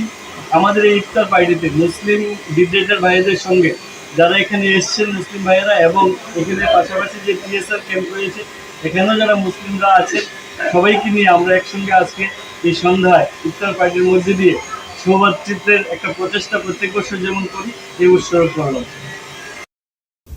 Bureau report, Tripura news 8। রাজ্যে 2025-26 ইংরেজি অর্থবর্ষের বাজেট পেশ করা হয় বিধানসভায়। 2025-26 অর্থবর্ষের জনকল্যাণমুখী ঐতিহাসিক বাজেটের জন্য রাজ্যের মুখ্যমন্ত্রী সহ রাজ্যের মন্ত্রিসভার সকল সদস্যদের ধন্যবাদ জানিয়ে মিছিল আমবাসায়। রাজ্যে 25-26 ইংরেজি অর্থবর্ষের বাজেট পেশ করা হয়েছে বিধানসভায়। 25-26 পড়তে বর্ষের জনকল্যাণমুখী ঐতিহাসিক বাজেটের জন্য রাজ্যের মুখ্যমন্ত্রী সহ রাজ্য মন্ত্রিসভার সকল সদস্যদের ধন্যবাদ জানিয়ে মিছিল আমবাসায়। সোমবার বিকেলে বিজেপি 47 আমবাসা মণ্ডলের উদ্যোগে জনকল্যাণমুখী ঐতিহাসিক বাজেটের সমর্থনে ধন্যবাদ জানিয়ে এক মিছিল অনুষ্ঠিত হয় আমবাসায়। মিছিলটি বিজেপির ধলাই জেলা কার্যালয়ের সামনে থেকে শুরু হয়ে আমবাসা বাজারে বিভিন্ন পথ পরিক্রমা করে। এই ধন্যবাদ মিছিলে উপস্থিত ছিলেন বিজেপি আমবাসা মণ্ডল সভাপতি অজয় অধিকারী, বিজেপির জেলা সম্পাদক লালপীর হালাম এবং জেলা সাধারণ সম্পাদক গোপাল সূত্রধর সহ অন্যান্য নেতৃত্বরা। এক সাক্ষাৎকারে মণ্ডল সভাপতি অজয় অধিকারী বলেন, এই বাজেট ত্রিপুরা রাজ্যের জন্য ঐতিহাসিক বাজেট। কর্মচারীদের মহার্ঘ ভাতা বৃদ্ধি এবং দিব্যাঙ্গদের জন্য এই বাজেটে সামাজিক ভাতা বৃদ্ধি করা হয়। তাই রাজ্যের মুখ্যমন্ত্রী সহ মন্ত্রিসভার সকল সদস্যদের ধন্যবাদ জানান মণ্ডল সভাপতি অজয় অধিকারী। এদিনের এই মিছিলে বিজেপির কর্মী সমর্থকদের উপস্থিতি ছিল চোখে পড়ার মতো। লক্ষ্য করেছেন যে আমাদের রাজ্য বিধানসভায় আমাদের ত্রিপুরা রাজ্যের জন্য এবার একটা ঐতিহাসিক বাজেট আমাদের সামনে আমাদের রাজ্য মন্ত্রিসভা উপস্থাপন করেছেন। এই বাজেটে আমরা লক্ষ্য করেছি সরকারি কর্মচারী থেকে শুরু করে বেকার যুবক থেকে শুরু করে দিব্যাঙ্গজনদের ভাতা বৃদ্ধি সহ বিভিন্ন ধরনের প্রকল্প এই বাজেটের মধ্যে রয়েছে। আমরা আমাদের ভারতীয় জনতা পার্টি আমবাসা মণ্ডলের পক্ষ থেকে রাজ্যের মাননীয় মুখ্যমন্ত্রীকে ধন্যবাদ জানিয়ে আমরা আজকে এই র্যালি করতে যাচ্ছি। Report Tripura news 8। দেশ স্বাধীনের ৭৭ বছর পেরিয়ে গেলেও আজ পর্যন্ত বিদ্যুতের ছোঁয়া পায়নি উত্তর ত্রিপুরা জেলার ধর্মনগর মহকুমার কদমতলা ব্লকাধীন সরসপুর গ্রাম পঞ্চায়েতের ৩ নং ওয়ার্ডের ৩টি পরিবার। দেশ স্বাধীনের ৭৭ বছর পেরিয়ে গেলেও আজ পর্যন্ত বিদ্যুতের ছোঁয়া পায়নি উত্তর ত্রিপুরা জেলার ধর্মনগর মহকুমার কদমতলা ব্লকাধীন সরসপুর গ্রাম পঞ্চায়েতের ৩ নং ওয়ার্ডের ৩টি পরিবার। সুশাসনের রাজ্যে এ যেন অন্ধকার রাত কাটাচ্ছেন বিজেপি দলেরই একনিষ্ঠ কর্মী শ্যামল পাল। সেখানে 3টি পরিবারের মাঝে একটি পরিবার বাড়ি ফেলে অন্যত্র চলে গেছে। বর্তমানে বিজেপি জোট সরকারের নেতা মন্ত্রীরা বাড়ি বাড়ি বিদ্যুৎ পৌঁছে দিতে গেলে ভর্তি বাসন রাখেন, কিন্তু বাস্তবে গ্রামাঞ্চলে এখনও সাধারণ মানুষের বিদ্যুতের ছোঁয়া থেকে বঞ্চিত রয়েছে। তারই নমুনা সরসপুর গ্রামের ৩ নং ওয়ার্ড। আমার নাম শ্যামল কুমার পাল, কোন পঞ্চায়েত? সরসপুর পঞ্চায়েত। দীর্ঘ ৪৫ বছর ধরে কারেন্টের কোনো পাইছি না। পঞ্চায়েতরে জানাইছি, চেয়ারম্যানরে জানাইছি, বিডিওরে জানাইছি। ও দিমু দিচ্ছি, ও ইলেকশন করে দিলেই আর ও ইলেকশন কাউন্টিং হয়ে যাক পাইলি ভাই, ওই রকম একটা আবাস দিয়া আমার অতদিন ধরে রাখছে। ৪৫ বছর। ৪৫ বছর থেকে কারেন্ট পান নেই? তাহলে রাত্রেবেলা কিরকম কাটান? আমি তো লম্প জ্বালাইয়া, ও সোলার লাইট পাইছে পুলাপানরা, ওটা দিয়ে। কেরোসিনের তো দাম বেশি। কেরোসিনও সবসময় পাওয়া যায় না। আমাদের পৃষ্ঠা প্রমুখের কার্ড। কত বছর ধরে বিজেপি করতেছেন আপনি? হ্যাঁ, ২০ বছর। জানাইছি নি নেতৃত্বে? নেতৃত্বে সবটাই জানাইছি। মন্ডল যে প্রেসিডেন্ট যে এখন হয়েছেন, তাই তখন তো আগে আসলাম আমরা RSS এর লোকে জড়িত। ওই কি নাম, বিমল প্রকাশর লোকে আমরা ধর্মনগর প্রোগ্রাম করছি, কদমতলা প্রোগ্রাম করছি। কদমতলা ফার্স্ট প্রোগ্রাম আমরা এখানে হয়েছে বিমল প্রকাশর লইয়া। আপনি কি পদে আছেন বিজেপির? এখন পৃষ্ঠা প্রমুখ পদে। দলে দেখছেন আপনার? দলে আর কে দেখতো, এখন মেম্বাররা আছে, হেরা কইল ও পাইবাই রে বা পাইবাই, ও প্রধান রে কইল হৌ আমরা দিছি পাইবাই, ওই ধরনের খালি বার্তালাপ করি। স্থানীয় ওয়ার্ডের শ্যামল কুমার পাল জানান, তিনি ৪৫ বছর যাবতই গ্রামে বসবাস করে আসছেন, কিন্তু আজ পর্যন্ত তার ভাগ্যে জুটেনি বিদ্যুতের ছোঁয়া। বিদ্যুৎ পেতে স্থানীয় মেম্বার, প্রধান, পঞ্চায়েত সমিতির চেয়ারপারসন, ব্লক আধিকারিক সকলের দরজায় করা নাড়লেও দিমু দিচ্ছি, ভোট যাক, ভোট গণনা যাক, এভাবে বলে পার হয়ে গিয়েছে দীর্ঘ ৪৫ বছর। তিনি জানান, প্রায় ২০ বছর তিনি রাষ্ট্রীয় স্বয়ংসেবক ও বিজেপি দলের একজন পৃষ্ঠা প্রমুখের দায়িত্বে থাকলেও তার বাড়িতে পড়েনি বিদ্যুতের আলো। একটি সরকারি ঘর পেলেও বিদ্যুতের কারণে মিস্ত্রিরা কাজ করতে অনীহা প্রকাশ করছে, তাতেও থমকে রয়েছে ঘরের কাজও। তিনি জানান, রাত হলে একমাত্র ভরসা সত্যযুগের সেই কুপিবাতি। এক কথায় মাসের ১৫ দিন অমাবস্যা ও ১৫ দিন জ্যোৎস্না থাকলেও তাদের ভাগ্যে গোটা মাসই অমাবস্যার সমান। তাই বিদ্যুৎ পেতে তিনি রাজ্যের মুখ্যমন্ত্রীর নিকট আবেদন জানিয়েছেন। আজ তো বহুত বছরটাই বিজেপির লগে আটিয়ার করিয়া তারা হলে হয় দিব, তারা তো আর দেয় না। আর আমারও তো আর লামাইবার মানে ইয়ে নাই, চান্স পাই না, টাকা পয়সা নাই, পারি না লামাইতা। জানাইছি, প্রধানের বাড়ি গেছি, চেয়ারম্যানের বাড়ি গেছি, এরপরে ওই যে তারা আর কি কন্ট্রাক্টর তরুণের বাড়িও গেছি। তারা দিলাইব তারিখ দিয়ে তারা আয় না দেয়, না দেখে না। মেম্বারের বাড়িও, মেম্বারের লগে কতদিন হয়েছি, তোমরা ইয়ে দেখো সমস্যাটা কিতা দেখো, তোমরা দেখলে না আমার একটা মনে সান্ত্বনা দিতে পারবা যে হইব কি হইতো না, তারা আর আয় না। তো মনে হয় 10-15 বছর হয়ে গেছে গিয়া বিদ্যুতের খুঁটি গাড়া হয়েছে। কবে থেকে আপনারা এই বাড়িতে আছেন? আমার তো বিয়া হয়েছে আজকে 35 বছর হয়ে গেছে গিয়া। তখন থেকে নাই? তখন তো কেউ নাই। এদিকে তার স্ত্রী বীণা রানী পাল জানান, একে তো পরিবারে আর্থিক অভাব অনটন, তার উপর যুগ যুগ ধরে নেই বিদ্যুতের পরিষেবা। তাছাড়াও তারা বিজেপি দলে সক্রিয় কর্মী থাকার পরেও তাদের ভাগ্যে জুটেনি বিদ্যুৎ পরিষেবা। 10 থেকে 15 বছর পূর্বে বিদ্যুতের খুঁটি পুঁতে গেলেও সেই খুঁটিতে বিদ্যুতের সংযোগ আজ পর্যন্ত দেওয়া হয়নি। আমার বাড়িতে কারেন্ট নেই 50 বছর থেকে। এখন আমার বাড়িতে একটা ছাত্র আছে, ক্লাস 12-এ পড়ে, সে ক্লাস 1 থেকে এই কারেন্ট মম জ্বালিয়ে পড়তেছে। দুই পরিবারে, তাদের কি নাম জানা? শ্যামল পাল, তপন পাল তো গেছে গিয়া, কারেন্ট নাই, বাড়ি ঘর বেঁচে হচ্ছে। আমি তো বিদ্যুৎটা তো দেওয়া খুব প্রয়োজন নাই। আমার নাম সুজাতা দাস শর্মা। কাউকে কি জানিয়েছেন আপনার বাড়িতে যে বিদ্যুৎ নেই? পঞ্চায়েতকে জানিয়েছি, মেম্বারকে জানিয়েছি, প্রধানকে জানিয়েছি। কি বলে ওরা? দিচ্ছে শুধু প্রতিশ্রুতি। Bureau report, Tripura news 8। পণ প্রথাকে কেন্দ্র করে দুপক্ষের মারামারি, গুরুতর আহতরা জেলা হাসপাতালে চিকিৎসাধীন, একাধিক অভিযোগ থানায়। পণ প্রথাকে কেন্দ্র করে দুই পক্ষের মারামারি, গুরুতর আহতরা জেলা হাসপাতালে চিকিৎসাধীন, একাধিক অভিযোগ থানায়। পণ প্রথা যে দরিদ্র সমাজের এখনো চরম অভিশাপ, তা যেন ফুটে উঠল স্বামী স্ত্রীর দুই পরিবারের মধ্যে চরম মারপিটের ঘটনায়। আর এই পণ প্রথাকে কেন্দ্র করে স্বামীর পরিবারের পক্ষ থেকে স্ত্রী সহ একাধিক ব্যক্তিকে মারপিট করে গুরুতর আহত অবস্থায় হাসপাতালে পাঠালো পণ আদায়কারীরা।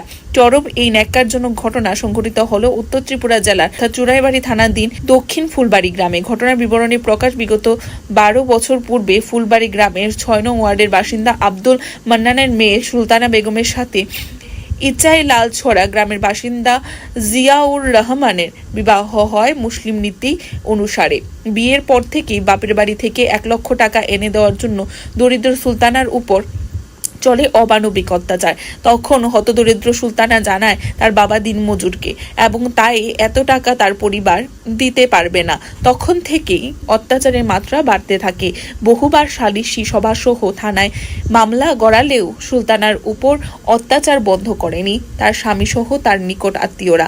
এতে করে বিবাহের 12 বছর কেটে গেলেও তার অত্যাচারের মাত্রা বিন্দুমাত্র কমেনি।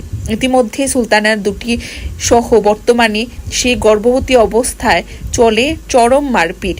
গত 21শে মার্চ শুক্রবার বিকাল 4টা নাগাদ এই পণ প্রথাকে কেন্দ্র করে সুলতানার স্বামীর বাড়ির লোকজনেরা এসে সুলতানা সহ তার মা হেনা বেগম, বোন জামাই জাকির হোসেন ও অন্যান্য ব্যক্তিদের চরম মারপিট শুরু করে বলেই অভিযোগ করে গৃহবধূ সুলতানা। এতেই গুরুতর আহত হয়ে রক্তাক্ত অবস্থায় মাটিতে পড়ে থাকে তারা। খবর পেয়ে সঙ্গে সঙ্গে ঘটনাস্থলে ছুটে যায় চুরাইবাড়ি থানার পুলিশ ও প্রেমতলা দমকল কর্মীরা। গুরুতর আহতদের প্রথমে কদমতলা হাসপাতালে নিয়ে গেলে সেখানে থেকে আহতদের উন্নত চিকিৎসার জন্য জেলা হাসপাতাল ধর্মনগরে রূপান্তরিত করা হয়। বর্তমানে সেখানেই তাদের চিকিৎসা চলছে। এদিকে এই মারপিটের ফলে সুলতানার মার হাতের হাড় ভেঙে যায় এবং তার বোন জামাইকে লোহার রড ও দা দিয়ে আঘাত করলে সেও গুরুতর আহত হয়। সঙ্গে গর্ভবতী সুলতানাকেও চরম মারপিট করা হয় বলে জানায় সে। আজকে থেকে 1 বছর আগে আমার শ্বশুর বাড়ি আমার জামাই আমার খুব বেশি মারছেন। আমার বাবার বাড়িতে টাকা নিয়ে দিতাম। তখন আমিও কইছি আমার বাবার বাড়িও খাইতে পারে না, আমি কইতে তোমার টাকা নিয়ে দিতাম। টাকা না আনিয়ে দেবায় আমার জামাই আমার মারছেন, আমার শ্বশুর সবই আমার মারছে। আমার ননরি জামাই ফুলবাড়ি আমার বাবার বাড়ি কিনার থেকে গিয়ে আমার মারছেন। তোমরা মেয়ে মারিয়া ফেলাইছি, তোমরাও তোমরা মারিয়া ফেলাইনি। তখন আমার মা বাবা না গিয়া খতমতলা খতমতলার সালাম পুলিশ লিয়ে আমার শ্বশুর বাড়ি গেছে। শ্বশুর বাড়ি গিয়া আমার উদ্ধার করি এখান থেকে আনছেন। রাতকে অনুমানিক 11টা-12টার সময় আইসেন। আইয়া আমার কদমতলা হসপিটাল ভর্তি করছেন। 1 রাত 2 রাত থাকছি। তাহার পরে আমরা এখানে প্রধান আছেন, প্রধান গেছেন। প্রধান গিয়া কইছেন আমার শ্বশুর গেছেন গিয়া কইছেন কাজ শেষ করে দিবার লাগিয়া কেস মামলা আমরা করতাম না। পরে তো আর আমরা কেস মামলা করছি না, আমরা বাড়িতে আইছি 2 দিন পরে। আবার পরে 2 দিন পরে আমার জামাই, আমার ননরির জামাই, বাসুর সবাই আমরা বাড়ির, আমার ডাকছেও সুলতানা, আমার নাম সুলতানা শামসুল, কইছেও সুলতানা, আমার ননরির জামাই কইছে আমি বাইরে হয়েছি করতে, বাইরেই তো আমার বাড়ি আইন লাগাইছে। বাড়ি আনির পরে আমার মা বাড়ি কইছেন আমার মাইয়ারে মারিও না হয়তো শামসুল যে আমার মার এখানে আমি দেখি আর এখানে সেদমার তো আমার মা অজ্ঞান হয়ে গেছে। অজ্ঞানের পরে তারা ফালে এতে আমরা মা এখানে ফুরি এখানে তো ফালাই তারা ফালে এতে গেছে গিয়া। যাবার পরে আমরা কদমতলা হসপিটাল আমরা গেছি, যাবার পরে এখানে আমরা রাখছে না, অ্যাম্বুলেন্সে গেছি, রাখছে না দিচ্ছে ধর্মনগর 1 সপ্তাহ থাকছি। তাহার পরে তো প্রধান মেম্বার একটা কেস করছেন, পরে আমরাও করছি একটা, করার পরে ওইটা তো আর আমরা কিচ্ছু আমরা সান্ত্বনা পাইছি না। আহত জাকির হোসেনের বাড়ি অসমের কাটলতলিতে। সে বেড়ানোর উদ্দেশ্যে তার শ্বশুর বাড়িতে এসে এই মারপিটের শিকার হয় বলে জানায় সে।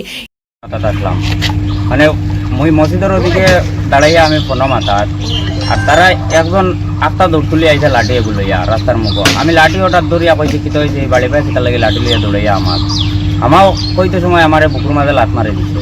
লাত মারতে সময় আলমাস, বদরুল, শমসুল তারা আইসন লালটি রড লইয়া আইয়াও তো মরে জন্য মারছেন হাতের ডান্ডা, আর ছুটির মাঝে আরে একটা আমার ছুটির বদরুলে আর আলমাস, তাজেল আর সেলিম তারা মারছেন, মায়ের দূর করছেন। তখন আমার হলি বাড়াইয়া দৌড়াইয়া আইসন, আওয়ার পরে দাঁড় গড়ি দিয়ে মারছে হাতো ডান্ডা, মারতে সময় ফালাই দিছে। তখন চিল্লা চিৎকার লাগছে, তারা মানুষ 15-16 জন মানুষ আইসন। তখন আমারে মানে পাথর দিয়া ইট দিয়া বাদে তারা আদলা দিয়া ইটানি লাগাইছে, চিৎকারি মারা লাগাইছে। তো নিজাম, জুবেল, রুবেল তারা সবও আইছে এখানে, আইয়া লাঠি রড এরপরে লাটা সব লইয়া আইছে। আবার পরে ওরতা লইয়া তারা গাটামুটি দিয়ে এখানে গিয়া চিৎকারি আর বড় বড় আদলা ইটোর আদলা দিয়ে মারা লাগাইছে। মানে আমার হালির আগে থেকে 1 বছর আগে তারা বাড়ির তারা মাইপিট করছে। তখন আমরা প্রথম গেছি গিয়া দেখিয়া আই গেছি, তারা বেজান মানুষ এখানে দাঁড়াইলে আসলা, আমরা দেখিয়া আই গেছি, উদ্ধার করিয়া আনছি। আনার পরে হসপিটাল ভর্তি করার পরে 3-4 দিন পরে বাড়িতে লইয়া যাওয়ার পরে আরো 2-3 দিন পরে তার ভাই আনছে, তার জামাইয়ের বাড়ি থেকে সব আইসন, তার বনি জামাই আমরা বাড়ি কেনারও সব আইয়া তারা মাইজোর করিয়া মাথা দা দিয়া সেটাইও দিয়া ফলাইয়া দিয়া গেছে। View report, Tripura news 8। Veterinary অফিসে আগুন, তদন্তে পুলিশ। চলতি বছরের মার্চ মাসের 13 তারিখ বৃহস্পতিবার রাত আনুমানিক 10:30 নাগাদ আমবাসা ভেটেরিনারি অফিসে আচমকা আগুন লাগে। ভেটেরিনারি অফিসের আগুনে তদন্তে পুলিশ। চলতি বছরের মার্চ মাসের 13 তারিখ বৃহস্পতিবার রাত আনুমানিক 10:30 নাগাদ আমবাসা ভেটেরিনারি অফিসে আচমকা আগুন লাগে। দমকল বাহিনী সহ স্থানীয়দের সহযোগিতায় আগুন আয়ত্তে আনতে সম্ভব হয়। এই ঘটনার পর পুলিশ ছুটে যায়, প্রাথমিক তদন্ত করে পুলিশ চলে আসে। আজ আমবাসা থানার পুলিশ ফের ভেটেরিনারি অফিসে তদন্তের জন্য যায় এবং veterinary officer doctor Ratan Das প্রথমে বলেন বৈদ্যুতিক শর্ট সার্কিট থেকে আগুন লাগতে পারে। যেহেতু বেশ কয়েকটি ফ্রিজ রয়েছে, সেগুলিতে ভ্যাকসিন রাখা হয়, তার কারণে ফ্রিজ সারা বছর চলতে থাকে। তারপর বলেন যে আগুন লেগেছে ট্রেনিং হলে, এখানেও রহস্য তৈরি হয়। এদিকে অফিসের পেছনেই দেখা যায় ড্রাগসের কোটা সিরিঞ্জ। অন্যদিকে এই ভেটেরিনারি অফিসে রাতে কোনো সিকিউরিটি গার্ড রাখা হয়নি। আগুন কি শর্ট সার্কিট থেকে লেগেছে নাকি নেশাগ্রস্ত হয়ে কেউ আগুন লাগিয়েছে, সমস্ত বিষয়ে এবারে প্রশ্ন উঠতে শুরু করেছে এবং তা নিয়ে এই তদন্তে নামে পুলিশ। 13 তারিখে এখানে একটা ফায়ার অ্যাক্সিডেন্ট হয়েছিল, যেটা আমরা ট্রেনিং হল ছিল। এখানে টেবিল চেয়ার পড়ছে এবং পাওয়ার কাটের দরুন পাওয়ার কাটতে করতে হবে, যেহেতু সেফটি একটা ব্যাপার আছে, আমরা কিছু ভ্যাকসিন নষ্ট হয়েছে। কিন্তু এর আগে আমরা বেশিরভাগ মোটামুটি আমরা ডিসপাস করে দিয়েছি ডিস্ট্রিক্টের বিভিন্ন স্থানে। তো এই ঘটনার পরে 19 তারিখ আমরা যখন অফিস যথারীতি খুলছি, দেখলাম যে পেছনের পার্টটা থেকে কেসিং থেকে সব তারগুলি মানে ছুটাই নিয়ে গেছে। তো আমরা হঠাৎ করে দেখলাম হসপিটালে তো অনেক জিনিস আছে, কিন্তু তারগুলো নিয়ে গেছে এটাগুলো। তারপরে পিছনে গ্রিল কাটা, এই যে আমরা যে গ্রিল আছে, এই যে গ্রিলটা কাটতে মানে একজন আরামসে দেখতে পারবো, গ্রিলগুলো কাটা। আচ্ছা, কি কারণে হইতে পারে এটা ফায়ারটা? এখানে তো আমরা অনেকগুলো ফ্রিজ চলে, যে ডিএমএসে পুরো ডিস্ট্রিক্টের ভ্যাকসিন থাকে, অ্যানিমেল ভ্যাকসিন, লাইভস্টক ভ্যাকসিন। তো ফ্রিজগুলো 24 আওয়ার্স চলে, সারা বছর চলতে হয়, যেহেতু ভ্যাকসিন প্রিজারভেশনের ব্যাপার এখানে। তো হয়তো আমরা প্রাইমারি যে সাসপেকশন আছে ওইটা আমরা হইতে পারে এটা শর্ট সার্কিট থেকে হইতে পারে। কিন্তু আমরা ইদানিং আমরা লক্ষ্য করতেছি আমরা যে ল্যাবের জাস্ট পিছনে ওয়ালটার লগে এখানে যে ড্রাগস পাক যে নিয়ে তারা প্রচণ্ড গতিবিধি আমরা লক্ষ্য করছি। আমরা যে নতুন ম্যাডাম জয়েন করছি, নতুন ভেটেরিনারি অফিসার, জানলাটা খুললে তারা ওখান থেকে দূরে পালায় দেখা। আমি আপনার দেখাবো জায়গাটা, এখানে সিরিঞ্জ অব্দি আছে, আপনি সিরিঞ্জ দেখতে পাইবেন। তারা যে ব্লাড নেয় এখানে এই ব্লাডগুলো কিন্তু ব্লেকিশ হয়েছে না, খুব রিসেন্ট ব্লাড নিচ্ছে, মানে তারা যে ইয়া করে। তারপরে এখানে আপনি বিভিন্ন কৌটা দেখতে পারবেন, বিভিন্ন কালারফুল কৌটা। এখানে একটা জায়গাটা আছে, মানে বাড়িতে কিছু দেখা যায় না, এটা জাস্ট আমরা ওয়ালের পিছনে।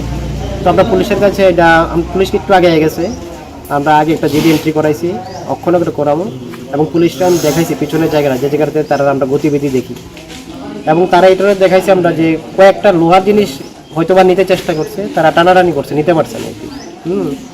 আর এখানে দড়ি টড়িও আছে পিছনে, এটা যারা ইদানিং আমরা যেটা লক্ষ্য করছি। তো আমরা পুলিশ এটা আমরা অ্যাসিওর করছে যে তারা এইখানে আমরা একটা প্রোটেকশন দিব যাতে এরকম ইয়ে না হয়, আর সিভিল ড্রেস হয়। Bureau report, Tripura news 8। এখনকার মতো সংবাদ এখানে শেষ করছি। পরবর্তী বিভিন্ন আপডেট দেখতে অবশ্যই চোখ রাখবেন ত্রিপুরা নিউজ 8 এর পর্দায়। নমস্কার, স্বাগত আপনাদের ত্রিপুরা নিউজ 8 এর পর্দায়। এই মুহূর্তে আমি আপনাদের সাথে রয়েছি পূজা।